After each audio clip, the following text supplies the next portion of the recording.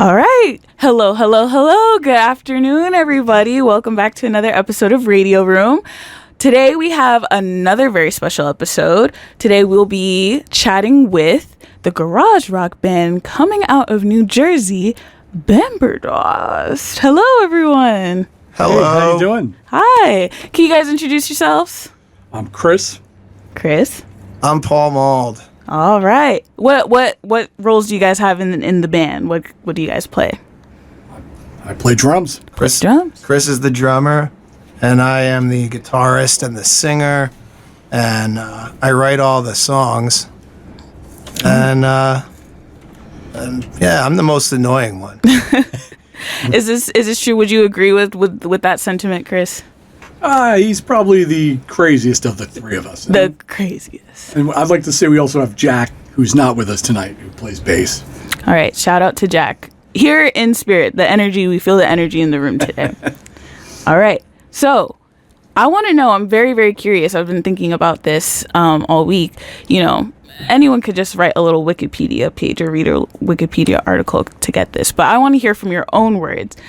How did all of you guys meet? You know, what's the story behind that? Prison. No. Rikers? No. Jersey State. I was like playing music in a brewery or whatever just for the money, cover songs and my songs and this and that. Mm-hmm.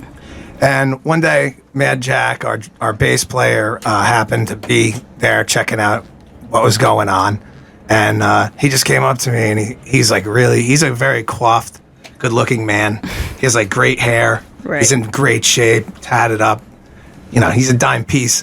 And he comes up to me and he looks at me. I dress like I found my clothes. And he says, "You got the goods, man. Like, we should start a band together." Right. So me and him started playing these songs that I had been writing. Like, I wrote an acoustic album.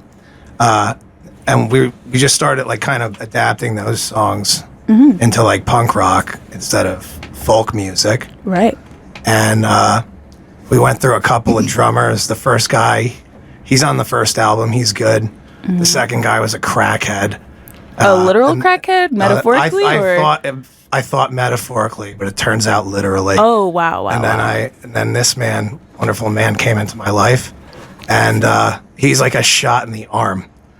And we recorded the second album like quickly. Like, this is last year. We've only been around 2 years. Or 2.5 now, I guess. So, yeah, that's how it started, and this is how it is.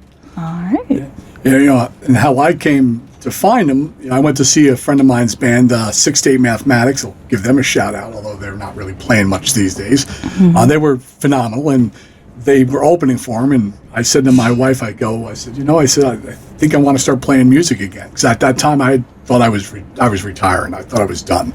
I was talking about selling my gear and everything, and I watched them, and I was like, man, they kind of inspired me to start thinking about it again. So I started to try to put a band together, and I'm watching them on Facebook as, you know, their shows, looking to see, maybe go see a show or, you know, see something that they were playing, and there was a post about their drummer being, you know, I guess a crackhead or something. And I reached out, I said, hey, you know, are you really looking for a drummer? I said, I love your songs, you know, let's talk. And then we had a conversation, and you know, a week later we're in the studio, and then we've been playing ever since. And I think I came in the studio with knowing almost all the songs that they had, you know, because I love them so much. You know? Right. So I'm not just a drummer, but I'm a fan. Like, I can listen to this music every day. I still do. We indoctrinated like his kids all listen to it now. they're like our like roadies, and they take pictures for us and help us wire the studio and stuff. It's more like, it's like a big family now. It's kind of cool. Oh, that's nice. It's a dream. I'd love to be a roadie. My friends have bands, and I always make jokes like, guys, I'm gonna be on the tour bus with y'all. I'm gonna hide in the trunk or something. I don't know, but and how long were you playing music before you joined the band? I've been playing music. Well, I started when I was 7. You know, I was playing music in clubs since 91 or 1990 or so. Mm-hmm. So I've been playing a long time. I've been in and out of all different local bands, from ska to punk, and you traditional 1960s style ska and everything else, like Desmond Decker, that kind of music. I've been playing this a long time. I just love music. My record collection spans anything from jazz and classical on up to punk and hardcore. There's not much I don't listen to, and I kind of try to incorporate a lot of what I do in the way I play the drums and approach them. Right. Real music lovers should have a broad bandwidth of music that they enjoy. That's something I personally believe. And what about you? When did you start playing music, Paul? I started playing music over 20 years ago, and I never stopped. My first band was this band called Bad Hormones. It was like a horror punk band. And then I ended up playing in a couple other bands over the years, and I'm just trying to think of the timeline and the names, and I feel like I'm cutting in and out. Yeah, but I hear that as well. Hold on. Let me see if Sam try to let me know. Sam, let us know. Sam, if you could hear us, Sam. Sam.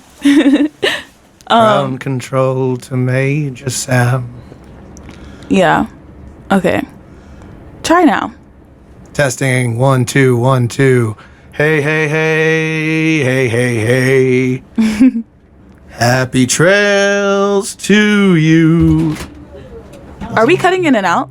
No, it sounded okay. Okay, so it might just be it's our just our headphones then. Cool. Were you testing it? Yeah, we were. We were trying to see if we. I'm just gonna take them off. I hear it. All right. All right, Okay. beautiful. I'm sorry to derail this show. No, it's all good. It's all good. No, so I was in Bad Hormones, and then Bobby Steele from The Undead found us, and we ended up, me and the guy that was the drummer, Billy, in the Bad Hormones, ended up playing in The Undead. And it was, that was interesting because I was like 20 years old and like wet behind the ears. That guy taught me how to play guitar. And then I joined the Accelerators for a little while, and we still had the Bad Hormones. And then I was in another band with Mr. Jim from the Misfits called the Ecstatics, and we played garage rock. And I never stopped. I got married, I got divorced, I never had kids. I'm kind of just like a wandering lost soul. A paper in the wind. Yeah, a paper exactly. in the wind. Exactly. A paper in the wind. Period. It's not money either. It's probably a bill. Here we go. Yeah. Here we go. It's funny because I played in a band called Ola Diablo. Everybody used to tell me, "Do you know who the Bad Hormones are? You should play with them." And I never got the chance to play. I didn't know who they were at the time. And here I am now, 20 years later, playing with Paul from the Bad Hormones. It's kind of come full circle in that regard. Yeah, you really made it now. I really wish I had known him 20 years ago. I think we'd be on a different path. The universe works in mysterious ways. Here we are now. And what is the New Jersey rock punk scene kind of like, in like your own words? So I've only really experienced the little surface level of a New York scene in 2024, but you guys have a lot more experience. So I'm just curious, what has that scene been like for you? How has it evolved? It's fucking dead. It's dead? No, it is. It's kind of bad. Like a lot of the venues are having a hard time. They're closing. Yeah. A lot of And they're places are closing. closing. But also, a lot of the venues are charging $6 for a club soda. So Yeah. fuck Yeah. 'em. I've been charged as a performer. I've been charged for water. And I've even put my gear in the car, came back to the club, and they tried to charge me admission back into the club that I just played at. Oh my God. So, yeah, I mean, It's a confusing state. We've been actually the scene now that we're in. It's not even like none of the bands are similar. We're doing more like community stuff. We play porch fests. We play like the town festivals in different places. Right. And what I like about it more than the scene per se, like the bars and the clubs and whatever, is like these are people that they don't get to see like live bands. It might be like their reintroduction to it. Like they get to walk through town, see something cool, take some pictures, but, they get a CD, whatever, and they come back. to like the next time. Like they're into it. Like they become fans. Like we met so many cool people like that. These are people that would never come to see us in a club. Yeah. Never come. They'd look at our name and be like, "What's a Bamberdost? I'm not going to see them." And yet they come see us, and they absolutely love it. Like the music's catchy. You know, once you hear the chorus, you want to sing it. And so we've been doing a lot of that. You know? Yeah. Back to that first question. I feel like the scene in New Jersey is a lot of people just standing with their arms crossed, kind of like waiting for their turn to play. Right. And it's like some bands really draw, and other bands never draw. And the bands that really draw, they draw because they don't play all the time. And it's like an event. If you could see something every single week, why would you There's less ever of an go see appeal. it? Okay, yeah, I see. So, and I feel like the scene is kind of saturated like that. It's like I have a 30-day, 30-point plan Right. to fix the scene in New Jersey. But you have to buy my book. Oh, okay. I mean, I can't even afford a $6 club soda. How am I going to get the book? I'll give you two of them. One for you and one for the station. Okay, awesome. Yeah. 20 years ago, there were a million places to play. Now, Right. I mean, Asbury Park, all the clubs that used to cater to bands like us are closed down, or they're closing down, or they got bought out. Now, for example, perfect example is Asbury Lanes used to be a great place to play. Now, if you're not a bigger band, they don't even want to talk to you anymore. The Brighton Bar, which was in Long Branch, that's gone. Maxwell's in Hoboken, that's gone. Loop Lounge. Gone. I mean, they're all gone. We could write a song about all the places that are gone. You should call it Gone. I always wanted to do a what's his name? James Carroll. Like, people who died, but with clubs that are gone. Yeah, the venues that are gone, or venues that died. Uncle Joe's is gone. I mean, they're all gone. So unless you're playing basement shows, which we're really not involved in. We kind of played. It's not basement shows, but we've been doing shows at a record store. Those are popping off. Like people pack in there. We played with Rono's Best and Chemical X last weekend, and it was like a rage. Crazy. But everybody was respectful. Nobody's moshing, knocking the records off the wall and everything. But the windows were all steamed up. That's how it should be at shows felt like that. They had an experience. Yeah, that's how it should tastes be. were made that day. Yeah, exactly. Bring the energy. Everyone get lively. I don't know. I stole that quote from Rono's Best. She's like, "This is the shows of how like tastes are made." Because we're three kind of different bands too. Right. She's folk. She does like a full band, but she played like folk acoustic guitar, and her it's so fun. Singer-songwriter. She's awesome.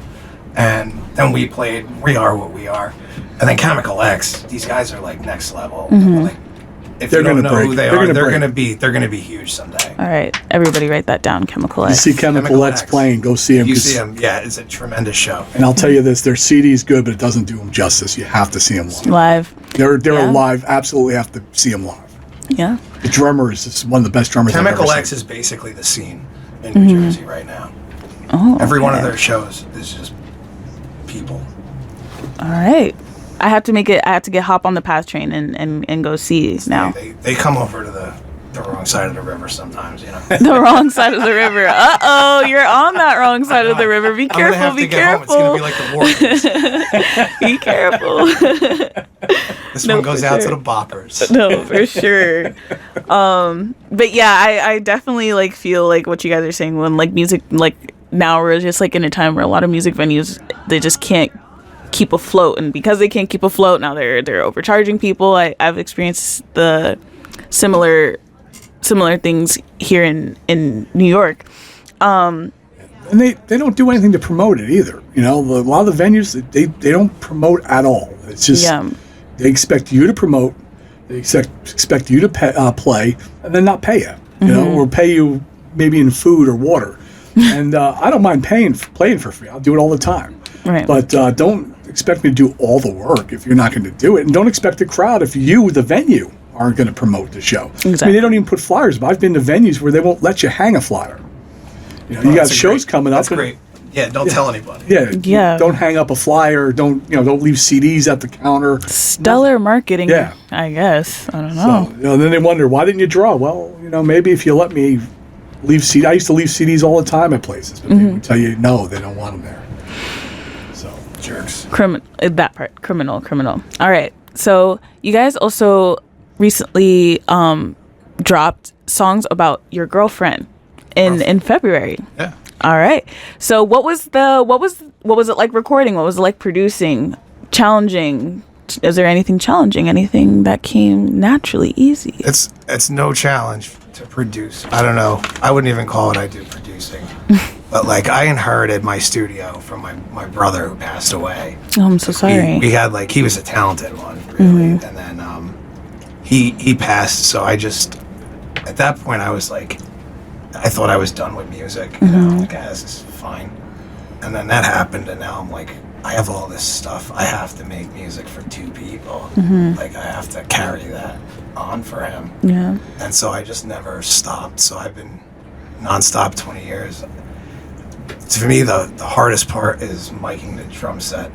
It's just, you know, like, it's not even hard. It's just like, you know, you got to put all this crap around. And then that's it. Like, really, everything else is kind of like second nature to me. I did it every day for years. Just flows natural. Yeah, so I mean, even when I record demos or whatever, it's all I always have like something, like a click. I'm always playing to a tempo, so it's my timing is good, and I don't know, it's like it's second nature to me to do it. So yeah, no, it wasn't too tough. How did you? Maybe getting the most fun part of it was having the kids sing on the background vocals on Simple Life. They Right. sang the chorus. Like they sometimes wrangling them, they were a little rambunctious. That it wasn't too bad though. But they love it. Yeah. They love that song, and they wanted to sing it. Yeah, so it's good. I mean, yeah, my favorite thing to do is record. Like I love going to the studio and playing a song over and over again, and I usually nail it pretty quickly. You know, usually one or two takes. I think one of the songs we recorded, I don't even think we ever practiced it. I think I just did one take, and that was the one we used. Like we never, like wow. he sent me a demo, went into the studio. I think I want to say Songs About Your Girlfriend might be the one, Yeah. or Losing Sleep or one of those, but never played it together. Just on the, right on into the studio. I said, hey, I want to record it. Did it. It was like perfect. Yeah. And then, Just too professional. Just been doing it. Well, have you like I do a lot of prep work. You know, Okay, I okay. mean, I listen to the music all week long. Like, you know, I mean, I in fact, I listen to our CD once a day, at least once a day. I tap around on the steering wheel when I'm driving or on my drum pad at home. And then, so that's how I practice. I mean, I don't practice on a kid. You know, I just do that and I run through it in my mind. I mentally practice. And then, it just comes out on the kid. I've been playing long enough that I can take that. I know the songs, the structure. I know where the changes are. And I don't have any issues. Usually, there's one or two songs can be sometimes throw me, but usually it's right. it's, I write in and done. I'm usually, sadly, I'm done faster than I want to be because I enjoy the process. Yeah, we you want to spend finished- more time. We finished quick Ah, in the studio. It leaves more time for other things. wink, wink, wink. But yeah, no, recording, I think it's fun. Honestly, it's my favorite thing, more even than performing these days. I like just Really, messing around the studio. that's interesting. What about like what makes what edges recording over performing live for you? I think I just like the process of I like composing, like writing, like putting stuff together. Performing it is like takes a lot out of me. I have like psoriatic arthritis, and I'm on like a lot of meds and stuff. I'm like kind of useless most of the time, and so it's like to perform really like kicks my ass. Whereas like we could chip away at recording little by little. Like we recorded like that whole thing over about 4 weekends. Oh, I would nice. say like It's maybe 5 days it took in all. Yeah. I'd say probably 5 days in total. Yeah, 5 days in total. Like I like the experimentation piece. Like, like, hey, let's try this, let's try that. I like playing around with the different hand percussion and slipping little things inside that you won't hear unless you're really listening for it. That's the kind of stuff I really enjoy. playing around with that. Right. And what are your like dynamics like in the studio? Like, is there someone who really takes charge, or is it pretty like balanced out? I'm the only one who knows how all the equipment works. Okay. Yeah, it's me. I've been recording on the same laptop since I was in college. I had a MacBook. Really? The same MacBook. It's the same one. That's that we used to track the audio. We don't mix on that because modern technology. There's like way better stuff to mix it, but yeah, we still track on the same laptop that I bought. I need your upkeep tips because my laptop I've had for 2 years, and it's about time for me to get a new one. I feel. I put an SSD and maxed out the RAM, but that was 2005, so it's 2 gigs of RAM. My phone is probably faster than that computer, but it does the trick, and it's reliable after all these years. Right. So yeah, that's it. I know how all the equipment works. I tell everybody what to do. Sometimes they listen, sometimes they don't. Nice. Okay, so I'm gonna play songs about your girlfriend for the stream now. Okay. So everyone take a listen. This song is available on YouTube and also on Spotify, Bandcamp, iTunes, Bandcamp, all that jazz. music. all that jazz. All right, here we go. Let's take a listen. Communicate, no surprises. Look at you, hot in the shade. When we roll up, I laugh at what they think. I don't care, no, I don't care. Heartbeat in sync, souls that gleam. Let's make out like we're 16. This was never my intent. This song's about your girlfriend. I don't give kids, I don't make weight. My longing still remains, I can't hide it. Stand by for my confession, abandon my discretion. That fate out pervaded, with fear not illuminated. Can I have this dance? Heartbeat in sync, souls that gleam. You bring out the best in me.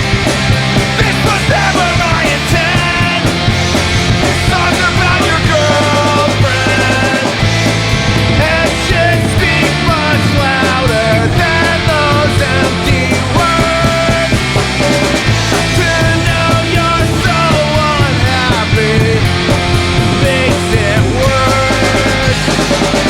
Heartbeat in sync, souls that gleam. Let's make out like we're 16. This was never my intent. This song's about your girlfriend.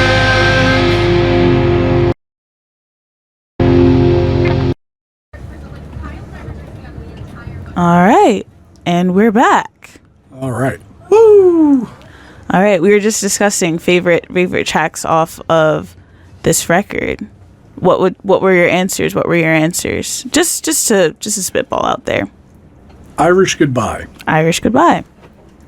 And then you said you hated them all equally. Yeah, I hate them all equally. I lost objectivity like years ago. Right. No, but I think "Welcome Back to You" is my favorite song on there. All right. And along the lines of favorite releases, you guys have on Bandcamp, I saw you guys have 16 digital releases on your discography, like Fade the Glow, Drawn In, Favorite Creature. Do you have a favorite release or favorite project that you've done? This one so for far sure is like the next one. We have like 4 or 5 songs that we're kicking around, and yeah, maybe the next one's my favorite, but I think this one is the best. Like this, I got like near critical acclaim from like everybody. Somebody told me this is the best album title of all time, and that I wish I thought of that. And somebody else told us that we handle like adolescent kind of, typical punk rock tropes with like sophistication, which I think is funny. I'm not a sophisticated guy. I'm a simple man, Right. I'm just trying to have a good time, play some punk rock. So Yeah, the reviews have been the really, reviews really have good. been so kind and like so sweet. And nobody ever gave a shit about the Bad Hormones or any other stuff. It was just like some shit we did. So the fact that this moves people, we get radio play like 40 times in the last like 30 days. Oh, awesome. Like, we're getting all over the country, Chicago, Rochester, the West Coast. Susie, she plays us down in the basement. It's her show. And that's, to me, like, that's beautiful. Like, it's resonating with people. And I never thought I would have anything. I never wrote from my heart until I did this band. So I would say this band is my favorite thing that I've ever done. But this album is my favorite. The crown jewel. Yeah, I've never really liked a full album that I've done before. It's the Really? 13th full-length album I've written. Really? Yeah. Why is that? Because a lot of time I don't know. Like, this is like a great collaboration. Like, he thinks about the songs. Chris he listens to the songs. He knows the shit, and we get together, and it's like a collaboration between all of us to like make the song good. Our bass player puts in all these cool little runs that he does, and it's a true, like, yeah, I write all the songs. I come with this like skeleton, but they put the flesh and the muscle on it. Yeah, add the heart, And, if you will. Yeah, and the heart and all the, probably a brain, all that stuff. Courage. You guys are like the Wizard of Oz. That's cute. And Chris, do you have like an opinion of all the releases that you've done together yet? Well, this is the only one I've been in did. Oh, okay, All okay, the others were prior to me joining, except for the singles. Some of the singles Right. were done with myself. So I'm a little biased, but yeah, I think this one's the best. The best. I mean, when my wife and my kids walk around singing it, or we're driving from a place and they want to hear Irish Goodbye and they're singing on the top of their lungs, my kids are 12, 10, and 8. It says something, and they absolutely love it. And they'll request the songs. I'll come home and they're listening to it, and that means more than I can say. To have them listening. My wife she's lived through me playing in all these other bands, and she's never put my stuff on to listen to. Really? This is the only one that she's ever actually put on to listen to. Yeah. And she loves it, absolutely. And she's an old punk rocker, so it's not like she didn't like the music I did, but she just didn't want to listen to it. You know what I mean? Giving you a hard time. Yeah, well, she never gave me a hard time. My wife has always been supportive and pushed me to play. I'm lucky. I have a wife who goes to the clubs to see the bands. She comes out to support me. She pushes me. She buys me instruments for Christmas. Oh, so that's very So sweet. she's been phenomenal. I don't know more kinder things to say, but it means a lot. And that to me is what makes it to me so special. Is people I care about love it. It touches them. Two of our cousins, my wife's cousins, came out to see our show the other night, and she's been texting me since then how much she loves it, and like she forgot how good I was, and it just, those things just mean so much more, because when you play music, it's not just music, you're putting yourself out there, and you're communicating. I just happen to use drums, and For sure. and so I'm sharing bits of me, even though it may not be lyrical. Yeah. It's still lyrical. I approach drums from like a lyrical perspective. Like I hear Paul, and he pointed out earlier, like he'll say something and I'll do something on the drums that kind of like either bounces off that idea or kind of accents that idea. So I do approach it from a lyrical perspective.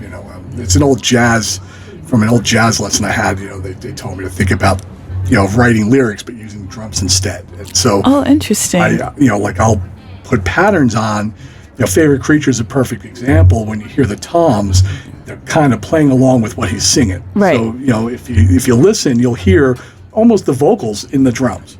It's just something I picked up on, and so I kind of incorporated that. Interesting. You said you picked that up in a jazz lesson. Yeah. How long did you initially start out like doing drums in the jazz vein? Actually, classical. Classical. I started playing, just a standard snare drum in classical music, and then I went, and I just love the swing. I love that swing sound, and so I started taking swing lessons. But I always played punk. I never played jazz or swing, but I always incorporated that stuff into the punk music. I like I don't know, I just wanted to do something that other drummers don't do. Exactly. And for what it's worth, I feel like you could trace back the sounds of punk and like other genres of rock music through jazz and then all the way back to like blues or something. So I feel like it's the sounds are interconnected in some way. And Paul, you just mentioned that this is the best title. Someone told you that this was like the best title that you've come up with. No, they told me it was the best album title of all time. Oh, best album title of all time. All right. All right. It's got to be true as a reviewer. Hey, it's way better than Led Zeppelin 4. Okay, there you Title, go. maybe not the album. Yeah. Period. So I was actually, as I was going through your discography, you guys also have a project titled Song for the Birds. Oh, that was the first album. Was If You Know, You Know. Yeah. And YK. Yeah. Songs for the Birds. Songs for the Birds. So I know it says if you know, you know, but could you explain like who are the birds? What Song for the Birds? So I started this band because I met this beautiful, like tatted, she had a face tat, hottie, and we just connected because I was friends with her dad. Oh. And, so that's not weird. No, she just inspired me. We would just walk around and have these like deep conversations, smoking blunts. And I was like, I should write I never wrote like nice songs before. Like every song I ever wrote was just like screaming about bodies in a basement or wearing people's faces or like just fucked up shit. Empty-headed, stupid crap.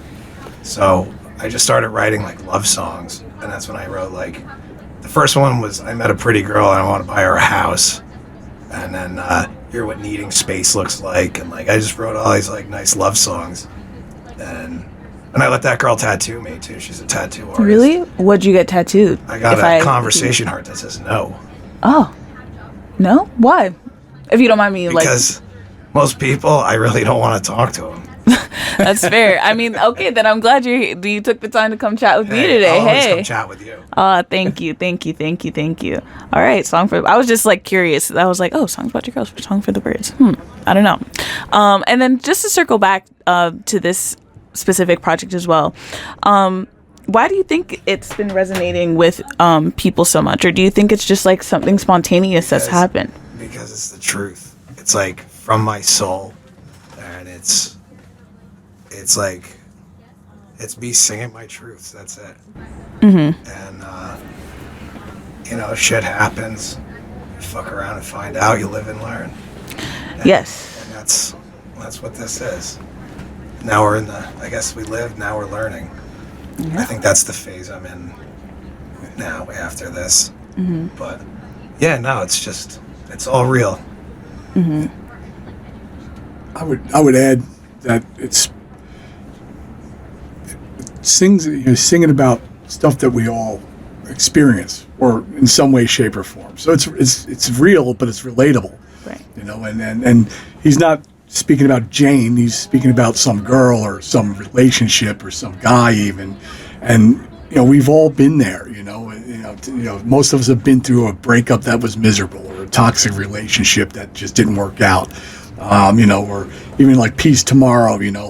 Overcoming an adversity or something like that. And so he's singing universal truths. It's not just truths, but it's truths that we all as humans experience. Right. And so I think that's what people hear. They can make that song their own, and it means something different to everybody. So my meaning from a song is different than his. Simple Life. To me, my kids. That was the first song that my kids latched onto when before I was in the band. I was listening to the CD, and they were singing Simple Life, and it's and it's for them, it's a song about just living the simple life. But there's a little bit more to it, which Paul shared with me, which makes me smile every time I think about it. But it's it's a little different, But for me, that just reminds me of that, the time with my kids singing in the car. It's funny. My daughter, she didn't like it at first. I tortured her. I played it whenever she'd be in a bad mood, I would put it on, and then she started to request it. Right. And she started, Daddy, what's that song again? And then now she's singing on it, which is 180 degrees. Exactly. Almost indoctrinated her into it. There's a strange vagueness to these songs. There's also stuff that's just overt, very overt for me, but it all makes sense within the context of the lyrics, one way or the other. Mm-hmm. You know, that's all this is. It's just 4D chess, and you know, that's the only reason artists' art, I think, is certain. I don't know, like, what's the point if it's not real? Yeah, this is very true. I mean, like, you know, some people throw out mindless, you know, I don't want to swear, but mindless bullshit and, you know, self-proclaim as like the greatest artists of all time.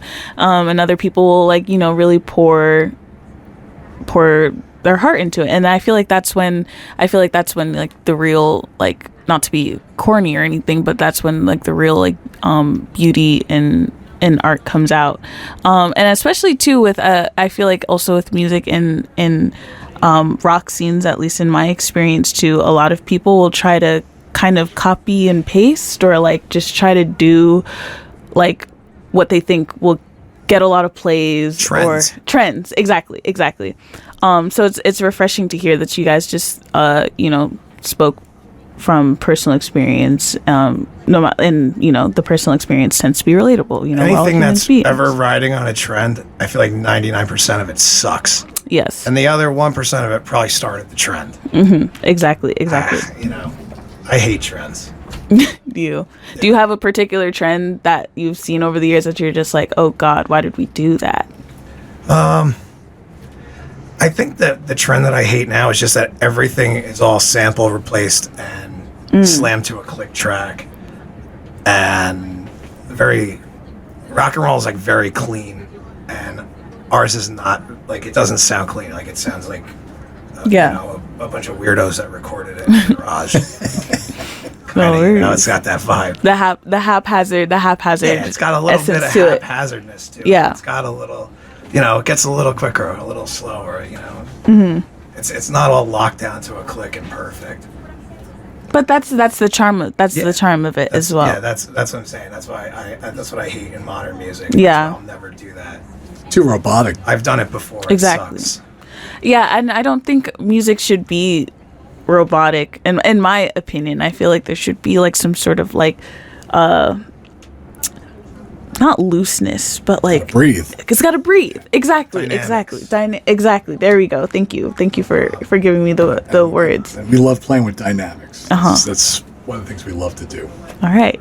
And speaking of playing, do you guys have like a favorite? Actually, before I get to that question, what was the experience when the first time you guys played together as a unit, including Jack, who is here with us in spirit right now?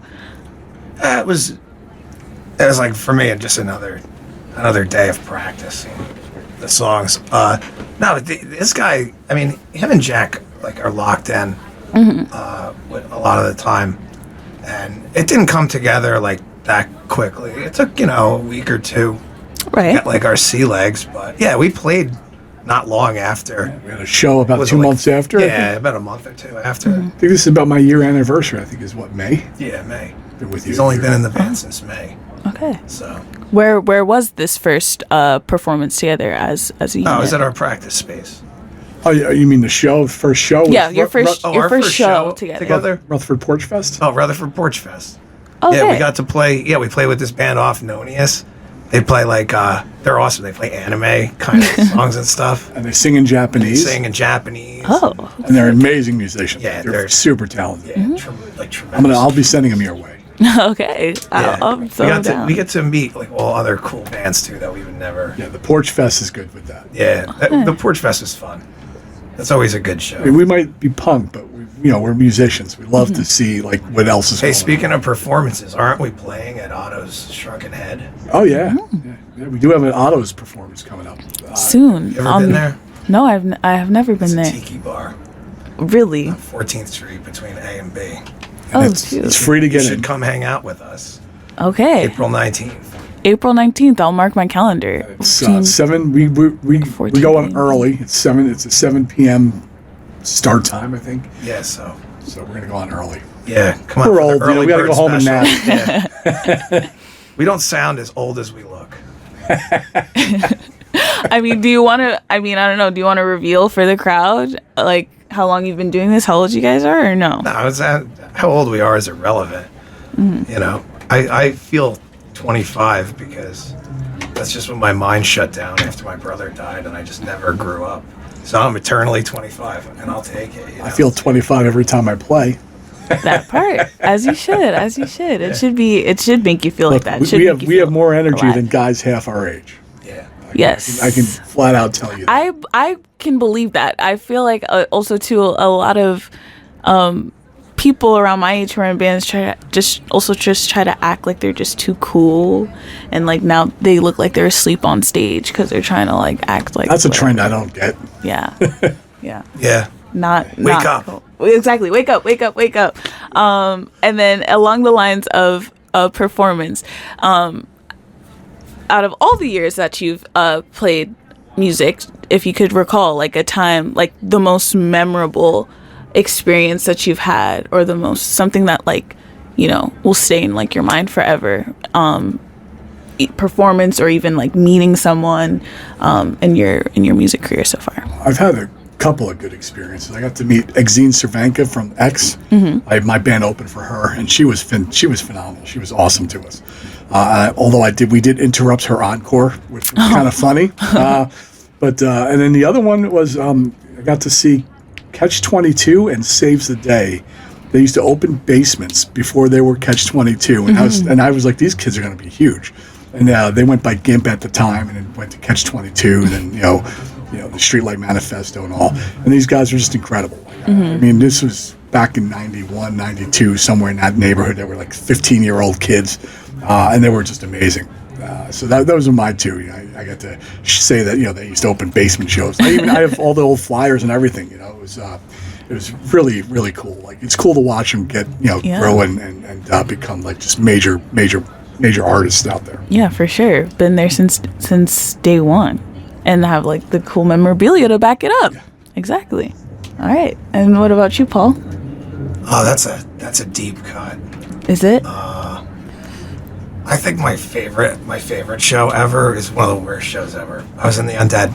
We got booked in Queens at this it was a huge room. And they had Orianthi, who played with Michael Jackson. They had Bumblefoot, who played with Guns N' Roses.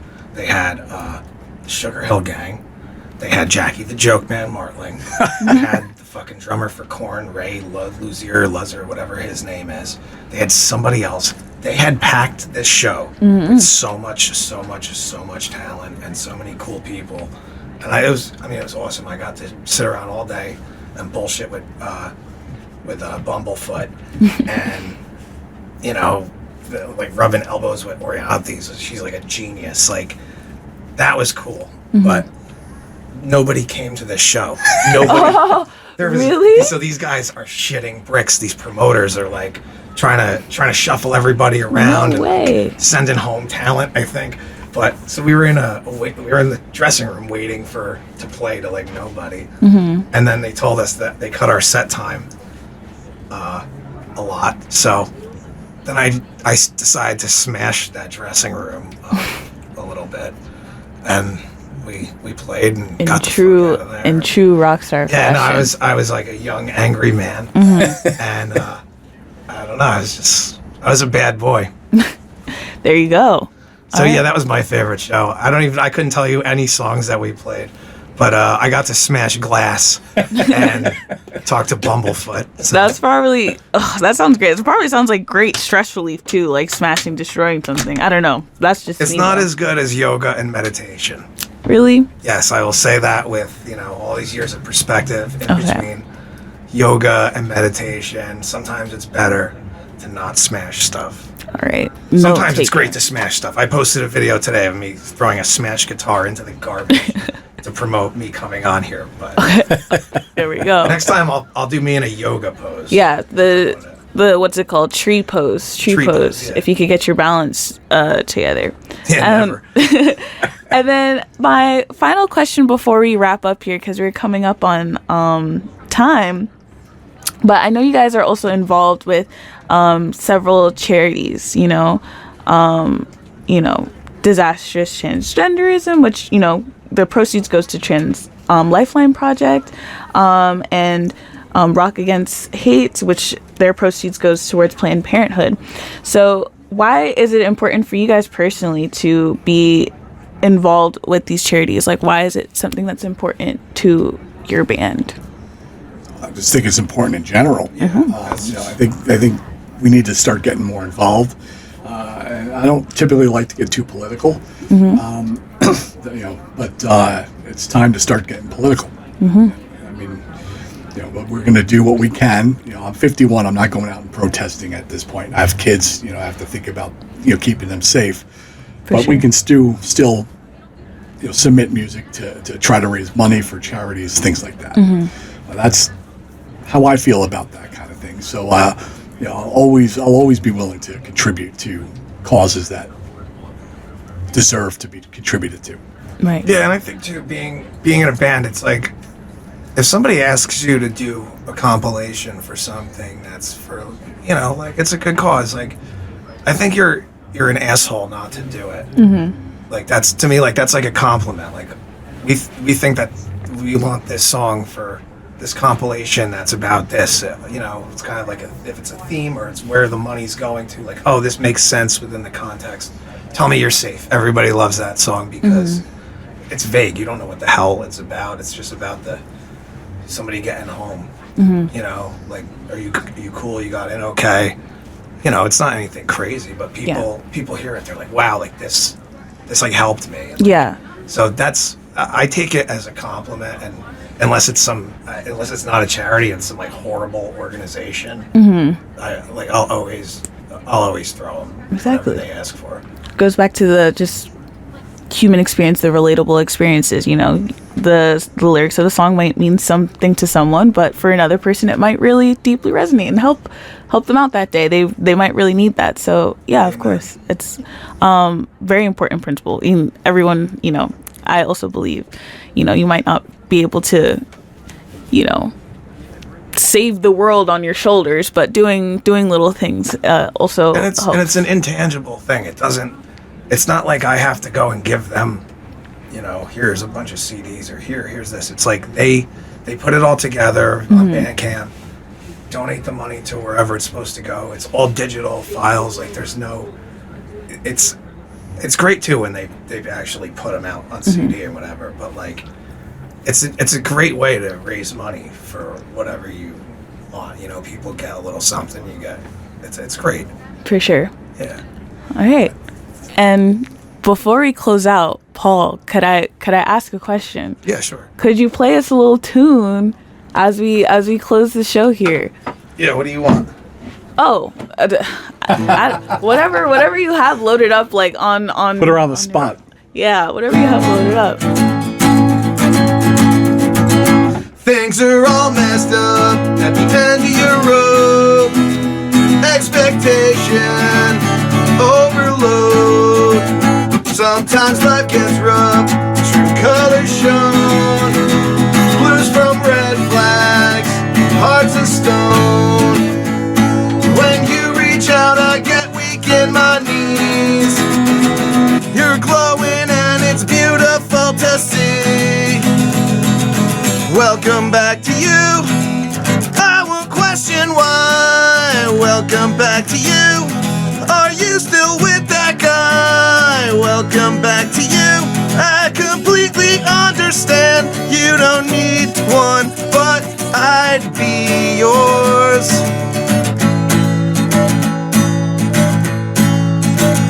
Live to make you laugh. I'll make the time. Long to kiss your lips, bodies entwined. Reassurances, handwritten notes. Carpe diem, my MO. When you reach out, I get weak in my knees. You're glowing and it's beautiful to see. Welcome back to you. I won't question why. Welcome back to you. Are you still with that guy? Welcome back to you. I completely understand. You don't need one, but I'd be yours.